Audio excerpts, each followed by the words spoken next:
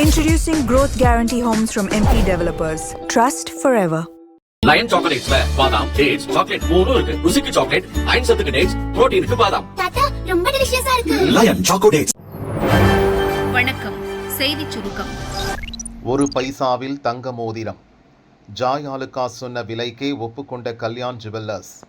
அரசு மருத்துவமனையில் பிறக்கும் குழந்தைகளுக்கு 1 கிராம் தங்க மோதிரம் இலவசமாக வழங்கப்படும் என முதல்வர் விஜய் அறிவித்துள்ளார். அதன்படி ஆண்டுக்கு 4.41 லட்சம் குழந்தைகளுக்கு தலா 1 கிராம் தங்க மோதிரம் வழங்கப்பட உள்ளது. வரும் செப்டம்பர் 15ஆம் தேதி இந்த திட்டம் முறைப்படி தொடங்கி வைக்கப்பட உள்ளது.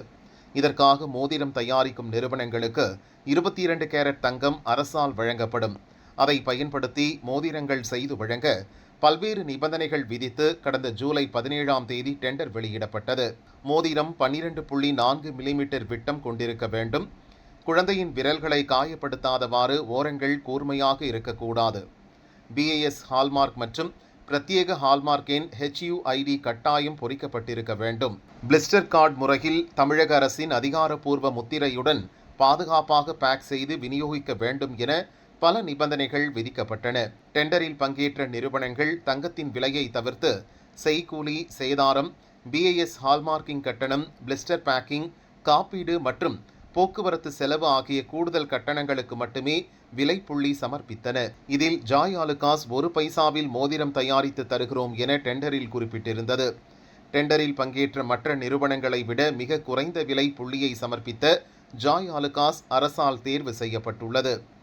இதையடுத்து ஜாய் ஆலுகாஸ் அளித்த 1 பைசா விலைக்கு மோதிரம் செய்து தர தயாரா என டெண்டரில் பங்கேற்ற மற்ற 10 நிறுவனங்களிடம் கேட்கப்பட்டது. அதில் கல்யாண் ஜுவல்லர்ஸ் 1 பைசாவுக்கு மோதிரம் செய்து தர சம்மதம் தெரிவித்தது. ஒளிவு மறைவற்ற ஒப்பந்த புள்ளி சட்டத்தின்படி டெண்டர் இறுதி செய்யும் முன் மற்ற நிறுவனங்களின் கருத்துகள் கேட்கப்பட வேண்டும். அதன்படியே மோதிரம் தயாரிப்பதற்கான டெண்டர் இறுதி செய்யப்பட்டது. இப்போது ஜூன் மாதம் முதல் அக்டோபர் வரையிலான 4 மாத காலத்திற்கு தேவையான 1,28,499 தங்க மோதிரங்களை உற்பத்தி செய்ய பணி ஆணை வழங்கப்பட்டுள்ளது. ஜாய் ஆலுகாஸ் 70%, கல்யாண் ஜுவல்லர்ஸ் 30% மோதிரங்களை தயாரிக்க உள்ளது. தாய்மாமன் தங்க மோதிரம் திட்டத்தின் கீழ் கடந்த ஜூன் 22க்கு பின் அரசு மருத்துவமனைகளில் பிறந்த குழந்தைகள் பயன்பெறுவர் என தமிழக அரசு தெரிவித்துள்ளது. நயினார் நாகேந்திரன் திடீர் டெல்லி பயணம். பாரதிய ஜனதா மாநில தலைவர்கள் அனைவருக்கும் தேசிய தலைமை அழைப்பு விடுத்துள்ளது. பிரதமர் மோடி பிறந்தநாள் விழா தொடர்பாக பாரதிய ஜனதா மாநில தலைவர்களுக்கு அறிவுறுத்தல் வழங்க கூட்டம் நடத்தப்படுகிறது. இதன் காரணமாக தமிழக பாரதிய ஜனதா தலைவர் நயினார் நாகேந்திரன் நேற்று டெல்லி புறப்பட்டுச் சென்றார். கட்சியின் தேசிய தலைவர்களை அவர் தனியே சந்திக்க திட்டமிட்டுள்ளார். அண்ணாமலை தலைமையிலான வி த லீடர்ஸ் அமைப்பிலிருந்து விலகி மீண்டும் பாரதிய ஜனதாவில் இணைந்தவர்களுக்கு பதவி வழங்குவது, தேசிய பொறுப்பிலிருந்து விடுவிக்கப்பட்ட க்கு தமிழக பாரதிய ஜனதாவில் பொறுப்பு வழங்குவது உள்ளிட்டவை குறித்து அவர் பேச இருப்பதாக தகவல்கள் வெளியாகியுள்ளன. காங்கிரஸில் மீண்டும் இணைகிறார் வாசன். சட்டசபை தேர்தல் தோல்விக்கு பின் பாரதிய ஜனதா கூட்டணியிலிருந்து தமாக விலகியது.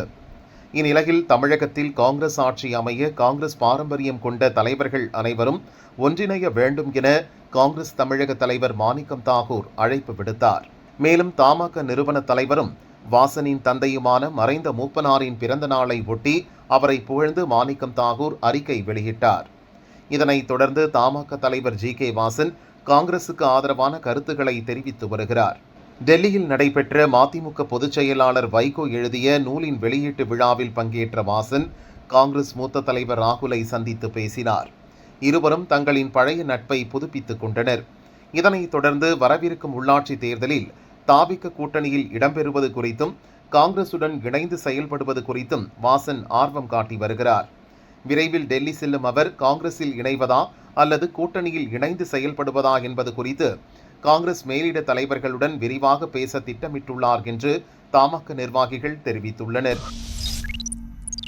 டெல்லியிலேயே இப்படின்னா கிராமங்களில் எப்படியோ FIR பதிந்த பின் ராகுல் பரபரப்பு குற்றச்சாட்டு. நீட் வினாத்தாள் கசிந்ததற்கு எதிர்ப்பு தெரிவித்து டெல்லியில் ஜூன் 20ஆம் தேதி மாணவர் அமைப்பினர் போராட்டத்தில் ஈடுபட்டனர். பார்லிமெண்ட் நோக்கி பேரணி செல்ல முயன்ற போராட்டக்காரர்களை கலைந்து செல்ல வைக்க போலீசார் நடவடிக்கை மேற்கொண்டனர். அப்போது போலீசார் பெல்லட் குண்டுகள் பயன்படுத்தியதாகவும் அதில் பலருக்கு காயம் ஏற்பட்டதாகவும் குற்றச்சாட்டு எழுந்தது.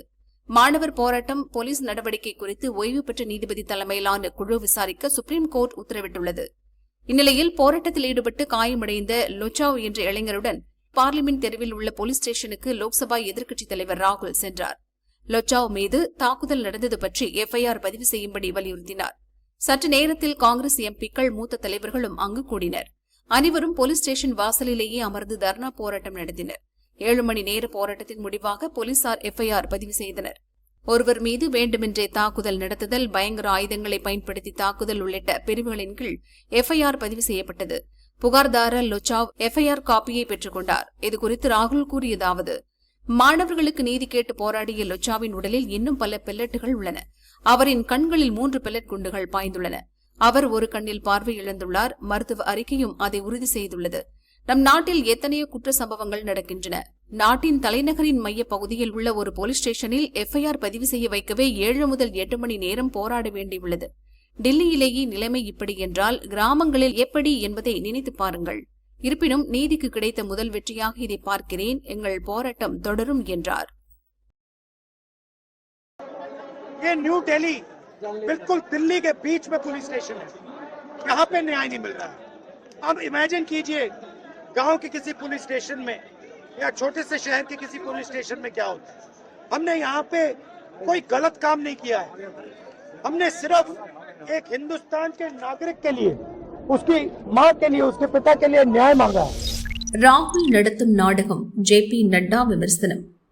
நீட் தேர்வு வினாத்தாள் கசிவை எதிர்த்த மாணவர் போராட்டத்தின் போது போலீசார் பெல்லட் குண்டுகள் பயன்படுத்தியது தொடர்பாக எஃப்ஐஆர் பதிவு செய்ய வேண்டும் என லோக்சபா எதிர்க்கட்சித் தலைவர் ராகுல் வலியுறுத்தினார்.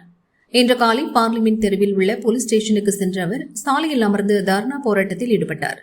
ராகுலின் இந்த செயல் குறித்து மத்திய அமைச்சர் ஜே.பி. நட்டா கூறியதாவது: டில்லி மாணவர் போராட்டம், போலீஸ் நடவடிக்கை குறித்து விரிவாக விசாரிக்க சுப்ரீம் கோர்ட் ஏற்கனவே உத்தரவு பிறப்பித்துள்ளது.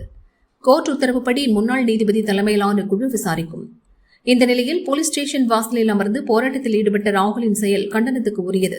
நீதித்துறை மீது அவருக்கு நம்பிக்கை இல்லையா? இது வெறும் ஊடக வெளிச்சத்திற்காக கேமரா முன்னிலையில் அவர் ஆடிய டிராமாதான். வந்தே மாதரம் பாடலை காங்கிரசார் அவமதித்தது குறித்து நாடே அறியும். அந்த விஷயத்தை திசை திருப்பவே ராகுல் இவ்வாறு நாடகம் ஆடியுள்ளார். இதை மக்கள் நன்கு அறிவார்கள் என நட்டா கூறினார். சீமை கருவேல மர விவகாரத்தில் நீதிமன்ற நடவடிக்கை பாயும், நீதிபதிகள் எச்சரிக்கை. சீமை கருவேல மரங்களை அகற்றக் கோரி மதிமுக பொதுச் செயலாளர் வைகோ தொடர்ந்த வழக்கு சென்னை ஹைகோர்ட்டில் விசாரணைக்கு வந்தது. அப்போது நீதிபதிகள் பிறப்பித்த உத்தரவில் சீமை கருவேல மரங்களை அகற்ற கள ஆய்வு நடத்தப்படும் என அதிகாரிகள் கூறுவது தாமதப்படுத்தும் தந்திரம் என கண்டனம் தெரிவித்தனர். கருவேல மரங்களை அகற்றும் பணிக்கான நிதியில் தலா 5 கோடி ரூபாயை அனைத்து மாவட்ட கலெக்டர்களும் விடுவிக்க வேண்டும். கருவேல மரங்களை அகற்ற பிறப்பித்த உத்தரவுகளை உடனே அமல்படுத்த வேண்டும்.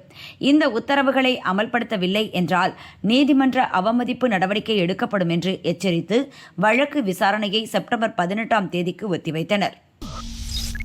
இந்திய மாலுமிகளுடன் சரக்கு கப்பல்கள் கடத்தல், கடற்கொள்ளையர்கள் அட்டூழியம்.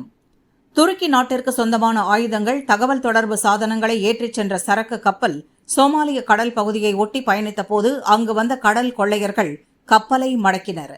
பயங்கர ஆயுதங்களுடன் சரக்கு கப்பலில் ஏறிய கடல் கொள்ளையர்கள் அதில் இருந்த மாலுமிகள் உட்பட கப்பல் ஊழியர்களை மிரட்டி கப்பலை கடத்திச் சென்றனர். கேமரூன் நாட்டைச் சேர்ந்த கொடியுடன் பயணித்த அந்த சரக்கு கப்பலில் 6 இந்தியர்கள், 4 வெளிநாட்டினர் என மொத்தம் 10 பேர் இருந்தனர். இந்த கப்பல் கடந்த 17ஆம் தேதி கடத்தப்பட்ட நிலையில் தற்போது ஏமன் கடல் பகுதியை ஒட்டி மீண்டும் ஒரு கப்பலை சோமாலிய கொள்ளையர்கள் கடத்தியுள்ளனர். எரித்ரியா நாட்டு கொடியுடன் ஏமன் அருகே சென்ற எண்ணெய் கப்பலை கடல் கொள்ளையர்கள் நேற்றிரவு இடைமறித்து கடத்தினர். இந்த சரக்கு கப்பலில் 16 இந்தியர்கள் உட்பட மொத்தம் 20 பேர் இருந்தனர். இதில் சிரியா, சூடான், ஈராக் நாடுகளைச் சேர்ந்தவர்களும் இருந்தனர். இந்த கப்பலையும் இதற்கு முன் கடத்தியவர்களே கடத்தினரா அல்லது வேறு கொள்ளை கும்பலா என்ற விசாரணை தீவிரம் அடைந்துள்ளது. கடத்தப்பட்ட கப்பல்களில் உள்ள 22 இந்தியர்களையும் பத்திரமாக மீட்க மத்திய அரசு நடவடிக்கை எடுக்க வேண்டும் என அவர்களின் உறவினர்கள் வலியுறுத்தியுள்ளனர். 2 கப்பல்களிலும் வெவ்வேறு நாடுகளைச் சேர்ந்த மாலுமிகள், ஊழியர்கள் இருப்பதால் அவர்களை மீட்க சர்வதேச நாடுகள் நடவடிக்கை எடுக்க வேண்டும் என்ற கோரிக்கையும் வலுத்துள்ளது.